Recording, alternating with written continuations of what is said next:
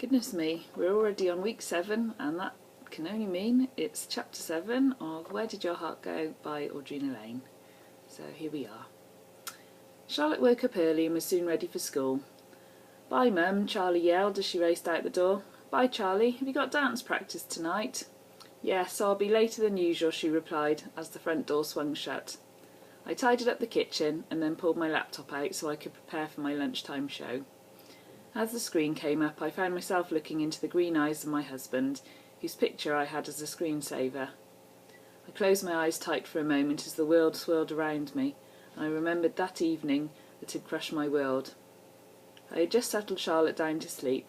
Luckily she was a fairly content baby, and once she had eaten she was out like a light for a couple of hours. I had poured myself a glass of wine and glanced at the clock to check the time. Mark was on the late shift, but I had promised to try and stay awake for his arrival home. As the hours ticked by, the wine and the warmth of the house had lulled me into a light sleep, so when the knock on the door came I was startled. Thinking that Mark had forgotten his key, I jumped up to find a policeman and woman standing there. They had told me that Mark had been found barely alive in the hospital car park with stab wounds. Grabbing Charlie from her cot, I bundled her up in blankets as they escorted me to the police car. As the scenery passed by at speed, I could only hope that this was all a big mistake. Looking down at my child, I again saw my scars and remembered a time when I had been rushed to hospital. Blackness started to creep over me, filling me with dread. It was like I had never been away, as the artificially bright light hurt my eyes and the disinfectant smell hit my nostrils. The nurse took Charlotte from me as they ushered me through to the window that looked over the operating table. There under the lights I watched the team try and fail to revive him. His life seeped away, and all I did was stare, my hand placed on the glass. Shaking my head to try and clear the thoughts away, I flicked open a Word document and started to type.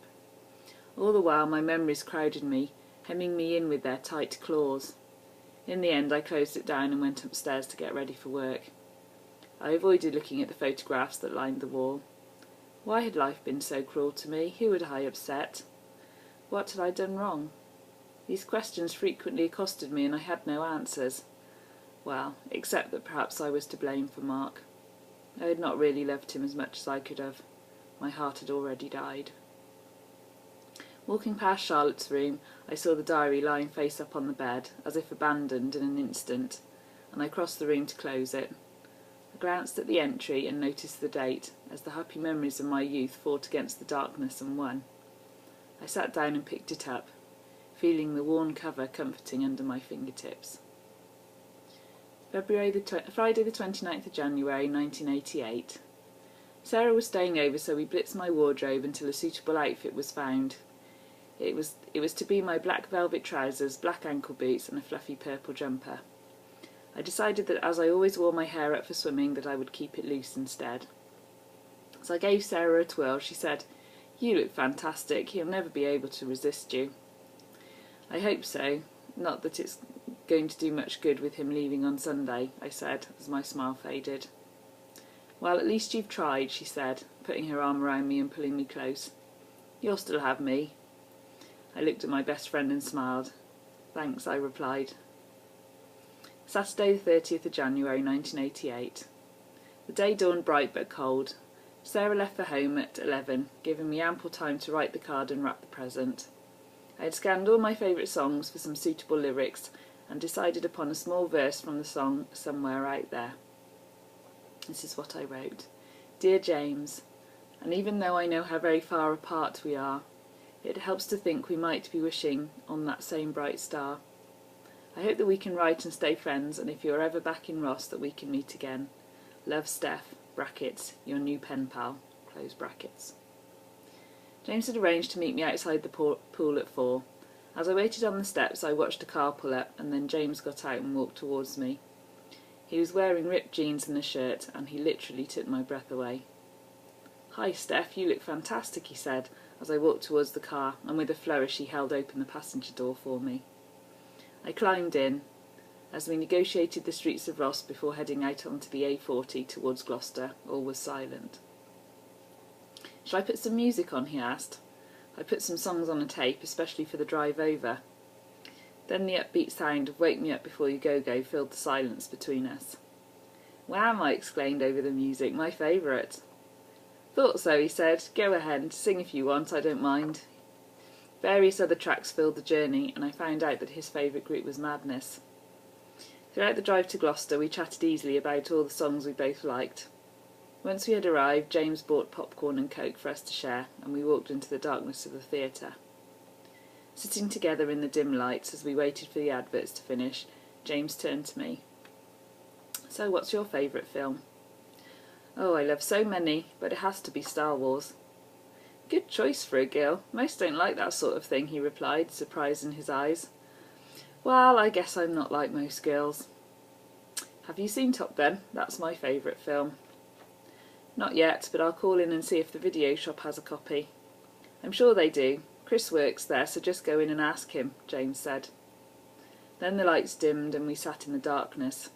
Our hands occasionally brushed as we reached for popcorn at the same time, and I felt jolts of electricity race through my skin. As we came out of the cinema, I saw June and John in the queue waiting to go into the next screening.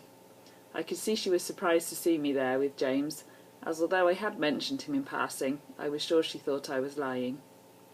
Walking towards McDonald's, James reached out and took my hand. I didn't want to let it go. We found a quiet table and ordered burgers, fries and chocolate milkshake. While we waited, James reached into his jacket pocket and pulled out a small parcel and gave it to me. "I got you a present to remember me by." "Thanks. I've got you one too," I said, reaching into my handbag and passing him the present and card. I watched as he unwrapped the cuddly toy elephant and smiled at the sentiment expressed by the flower it was holding. "I doubt I could forget you," he murmured. He looked at the card and read the inscription. "Did you write the words?" I pinched them from a song called "Somewhere Out There," watching a slight stain of colour tint his cheeks. "I think I might have to listen to that song," James replied, smiling at me. He watched as I unwrapped the small parcel to find a mixtape of songs. "It's the same as the one in the car," James said. "Hope you like it." I realised that I didn't have his address, and he borrowed a pen off one of the staff and scribbled it down on the envelope his card had been in, and pushed it back across to me. After a drive home on the corner of the street, he stopped the car. "Well, I guess it's goodbye then," he said, as he leant over and placed his finger under my chin, lifting it so that he was staring into my eyes. I nodded as the words would not come, so I squeezed my eyes shut, trying to blink back the tears that were forming beneath the lids. They felt like cold drops of ice. The shiver had spread to my body. James pressed his lips gently to mine, and then he pulled me into a hug before I got out of the car. I watched as he drove away. He turned to wave and shouted out of the window, "Write soon, I'm looking forward to your first letter." The tears fell down my cheeks as I waited until he was out of sight. I really wanted to just run after him and beg him not to go and fling myself back into his arms. Putting the diary back in place, I tried to remember all the songs that had been on it.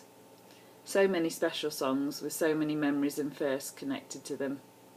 Even now, as I played different songs on the radio, one would catch me by surprise and spring me back to a moment in my life. Music was such a powerful memory tool, and one that I could never silence, no matter the pain it brought. Well, thanks for listening again. I really do hope you're enjoying this. Please show your appreciation by giving the video a like and maybe subscribing to my YouTube channel.